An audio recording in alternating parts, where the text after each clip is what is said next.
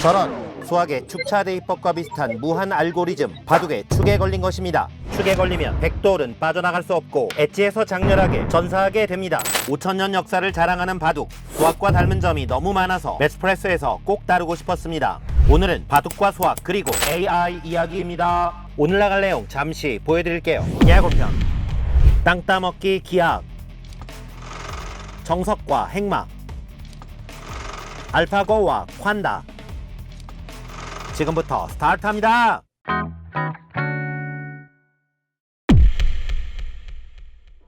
보드판에 기물을 놓고 하는 오프라인 게임에는 바둑, 체스, 장기 등이 있습니다. 이 중 체스와 장기는 등장인물이 서로를 죽이는 실제 전쟁과 비슷합니다. 한편 바둑은 비교적 평화로운 게임입니다. 선거라는 게임이 머릿수를 비교하여 승패를 가리는 것처럼 바둑은 게임을 마치면 개가를 하여 땅이 넓은 사람이 승리하는 게임입니다.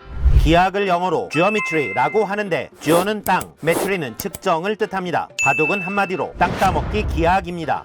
바둑판은 정사각형 모양의 세계지도입니다. 여기에는 가로 세로 19 곱하기 19 361개의 점이 있습니다. 참고로 19를 20 빼기 1로 보면 곱셈 공식으로 361을 계산할 수 있습니다. 361개의 점의 한가운데 빛나는 점이 있습니다. 바둑에서는 이 점을 하늘의 으뜸, 천원이라고 합니다. 천원은 수학에서 원점과 비슷하며 바둑판은 천원을 중심으로 90도 회전하면 같아지는 네 방향의 대칭성을 가지고 있습니다. 이 바둑판에 361개의 돌을 놓는 순서를 정하는 경우의 수는 361 팩토리얼이지만 회전하여 겹치는 것을 하나로 보면 4분의 361 팩토리얼입니다.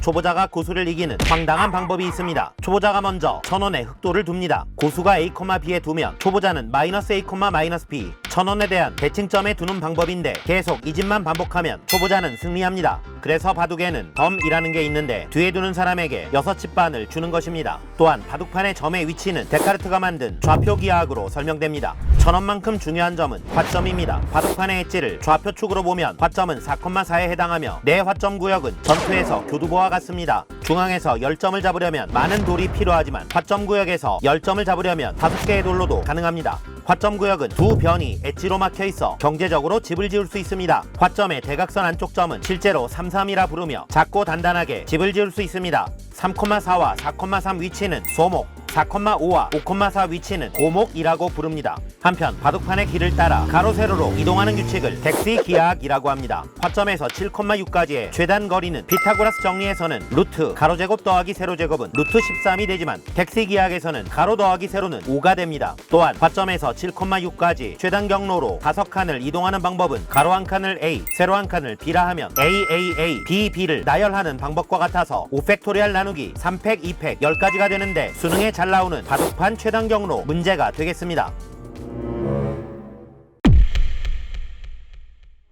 수학의 정석, 1966년 발간된 국가대표 수학책입니다. 이 책에는 이럴 땐 이렇게 하라는 의미의 정석이라는 매뉴얼이 나와 있습니다. 하지만 원래 정석이라는 말은 이럴 땐 돌을 이렇게 두라는 의미의 바둑 매뉴얼입니다. 예전에 유행했던 화점 붙여뻗기 정석입니다. 화점에 날일자로 걸칩니다. 걸치면 붙이고, 붙이면 젖히고, 젖히면 뻗습니다. 뻗으면 들어가고, 들어가면 막습니다. 이제 지키고 지킵니다.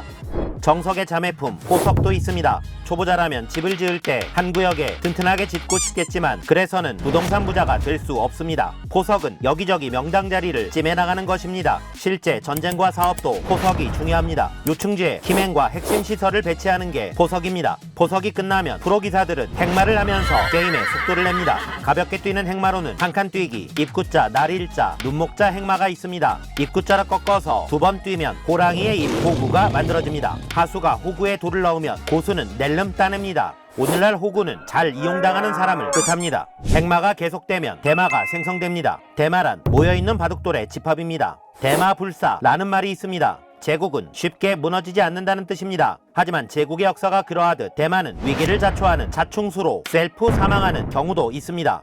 묘수는 한 방으로 흐름을 바꾸는 수입니다. 이세돌은 묘수 한 방으로 AI의 멘탈을 우주로 보낸 적이 있습니다. 이런, 서로 패에 걸렸군요. 바둑의 패는 교대로 먹고 먹히는 수학의 터치 온오프 스위치 마이너스 1의 n제곱과 비슷합니다. 저런, 수학의 축차 대입법과 비슷한 무한 알고리즘 바둑의 축에 걸린 것입니다. 축에 걸리면 백돌은 빠져나갈 수 없고 엣지에서 장렬하게 전사하게 됩니다. 바둑을 다 두면 집 계산, 개가를 하는데 361개의 점 하나하나가 집이 되며 흑돌을 쥔 사람의 집에서 6.5집을 빼고 집이 많은 사람이 승자가 됩니다. 개가까지 안 해도 패배가 뻔할 때 상대에게 돌을 던지면 경찰서에 갑니다. 하지만 바둑에서 돌을 던진다는 표현은 기권을 뜻하며 상대는 불계승을 거두게 됩니다. 계산도 필요 없는 승리라는 뜻입니다. 91집 차이가 나면 만방으로 이겼다고 하는데 승자는 표정 관리를 잘해야 합니다. 이번엔 바둑판을 던질지도 모르기 때문입니다. 반집 이기나 만방 이기나 결과는 같습니다. 선거도 한 표 차이건 만 표 차이건 당선이 중요합니다. 바둑이 끝나면 프로기사들은 수순에 따라 복귀를 합니다. 프로기사들도 오답노트를 열심히 해야 합니다. 바둑을 영어로 Go라고 합니다. 2016년 구글은 자신이 인수한 회사 딥마인드에서 만든 바둑 인공지능 알파고와 인간계 최강 이세돌의 빅매치를 추진합니다. 19년 전 체스 챔피언 게리 카스파로프는 IBM의 슈퍼컴퓨터 딥블루에게 무릎을 꿇었지만 전문가들은 바둑은 경우의 수가 너무 많아 아직은 인공지능이 안 될 거라 예측하기도 했습니다. 알파고와 이세돌의 대결 지금부터 스타트합니다. 총 5판의 대국 최종 우승 상금은 11억 원. 결과는 알파고가 4승 1패로 우승. 이세돌에게 지급된 수당 2억 원을 투자해 알파고는 전 세계적인 홍보에 성공했습니다. 이후 알파고는 딥러닝을 통해 무한에 가까운 경우의 수를 학습하며 총 전적 68승 1패, 인간이 대적할 수 없는 괴물로 진화했습니다. 1패는 샌돌로 맞은 흉터입니다. 인공지능의 영역은 무한합니다. 대한민국의 유수한 스타트업은 수학 문제풀이 앱을 만들었습니다. 네이버가 인수했던 문제풀이 앱 바풀 5천만 유저가 가입한 인공지능의 콴다는 교육 생태계를 흔들었습니다. 콴다는 엄청난 학습량을 기반으로 시중 문제를 갈아 마시고 있어 웬만한 유형은 뚝딱 풀어줍니다. 하지만 아직까지 AI는 경험하지 못한 난제, 예컨대 수능 30번을 처음 만났을 때 스스로 문제를 풀어주진 않습니다. 언젠가 AI가 인간의 선험적인 문제 해결력을 넘는다면 이세돌 대 알파고 제2탄 수능 만점자 대 AI 빅매치를 기대해보겠습니다.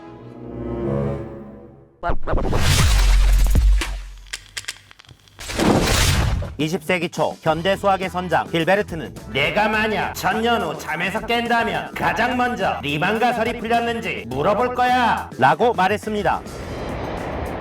리만 가설 풀렸나?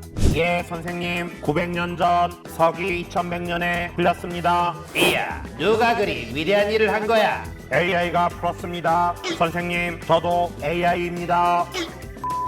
오늘은 바둑과 수학 이야기로 시작하여 인공지능까지 달려봤습니다. 지금까지 베티였습니다. 바이.